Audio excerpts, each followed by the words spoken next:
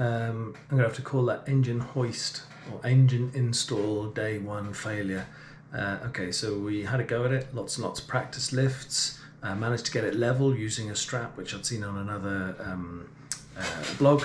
and then on one of the training runs it failed, the engine hoist failed, so as you're starting to jack it up it just stopped lifting, and then so we took the engine off, took it through its complete compression and complete extension. It seemed to fix the problem,